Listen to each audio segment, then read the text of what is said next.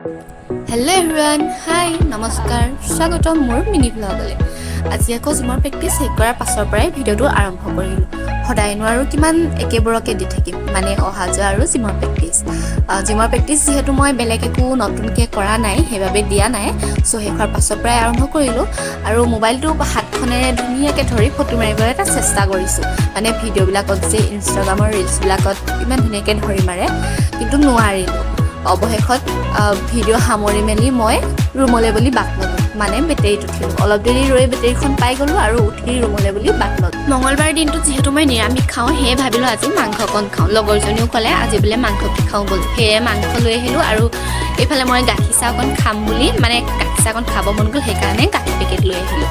আৰু ৰুমলৈ আহি গা পা ধুই মেলিয়ে মই চাকিকত জ্বলালোঁ, মানে বৰমাহঁতৰ ঘৰত। বৰমা মানে মই য'ত হোষ্টেলত থাকোঁ তাৰ মালিকৰ ঘৰ। আৰু বৰমাহেঁত যিহেতু নাই, বৰ্তা গাটো বেয়া, সেইবাবে গুৱাহাটীত আছেগৈ। ঘৰত কোনো নাই যিহেতু, সেয়ে সদায় চাকিগছ মই জ্বলাওঁ ৰাতিপুৱা। আৰু চাকিগছ জ্বলাই ভগৱানক প্ৰাৰ্থনা কৰিছোঁ বৰ্তা যাতে সোনকালে ভাল হৈ আহে, নহ'লে বৰ্তা নাথাকিলে ঘৰখন কিবা উকা উকা লাগে। ধূপ এডাল জ্বলাই নি মোৰ ৰুমতে থকা মনি প্লেণ্টটো তাতো এডাল জ্বলাই দিম। আৰু এইফালে দেখিছেনে লাফিংগত এজন ৰাখিছোঁ। লাফিংগতৰ বোলে পেট খোজালে বোলে পইচা আহে, কোৱাহে শুনিছোঁ, মই বাৰু ভালদৰে নাজানো। আৰু এইফালে মোৰ লাকি বেম্বু সৰু সুৰাকৈ এটা ৰাখিছোঁ আৰু দিয়ক।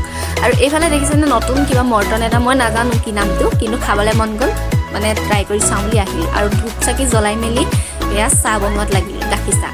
পিছে ইমান ধুনীয়া নহ'ল বাৰু, মানে কালাৰটো ইমান নহ'লে, মই পাতলকৈ খাওঁ, সেয়ে লৈ ল'লোঁ। মই পিছে চাহ বহুত বেছি খাওঁ, সেয়ে ডাঙৰ কাপটোতে 1 কাপ চাহ লৈ লৈছোঁ। আৰু লগতে এইটো মাখানা চাহকাপ গৰম হৈ থকাৰ বাবে একদম উঠত পৰি গ'লগৈ।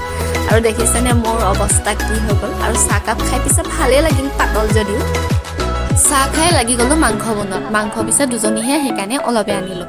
আৰু মাংসখিনি নমোৱাৰ সময়ত অলপ নিমপাত দি দিছোঁ। খাই কিন্তু ভালে লাগিব বুলি মই ভাবিছোঁ, কেনেকুৱা লাগে বাৰু জনাব আপোনালোকেও দি খাবচোন।